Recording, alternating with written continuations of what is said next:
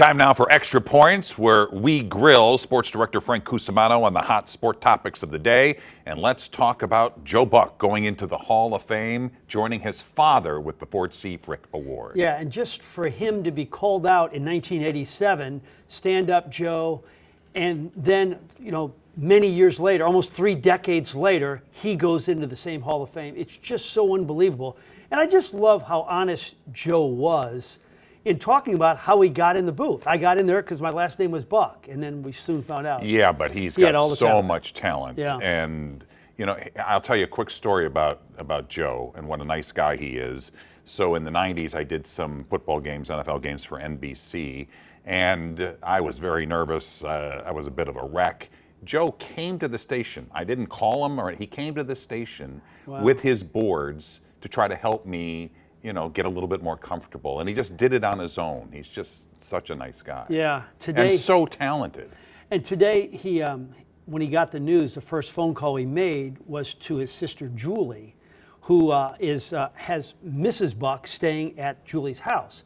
And Joe says, well, how come you haven't been picking up the phone? And then she says, is Mom there? He says, yeah. Well, bring the phone in with Mom. She goes, why? Just bring the phone in with Mom. And then on a speakerphone, he gave him the news. Oh, that's fantastic. Pretty cool. Yeah. All right, let's talk about the winter meetings for just a second, because the Cardinals are possibly going to make a trade. We talked about this yesterday. Anything going on yet? No, and they're basically over the winter meetings. Now they're on to the Rule 5. But I do think, Chaim Bloom did an interview today where he said both the Nolan Arenado faction and the Cardinals agree it's time to part ways. So they're not going to flat out release him. They think there's some kind of deal to be made. But the bigger news would be what happens with Donovan and if they move Contreras. All right.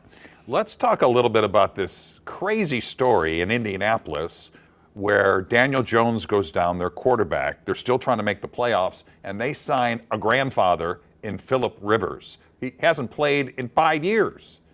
Yeah, and he's a high school football coach, so he has been throwing the ball every day. It'd be interesting to see how this 44-year-old body, who hasn't had a full impact collision in 5 years, reacts when he gets hit.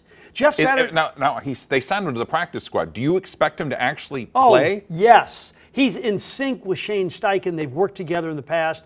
And with you look at the alternative, Riley Leonard, the backup, he's hurt now. So they're in big. I would definitely give the ball to him. He can still throw it. What a story it would be if they somehow make the playoffs with Philip Rivers as quarterback. Yeah. That'll be like an all-time story. It's awesome. And he can still throw it. He never was a great. But can he take a hit? Yeah, that'll be interesting.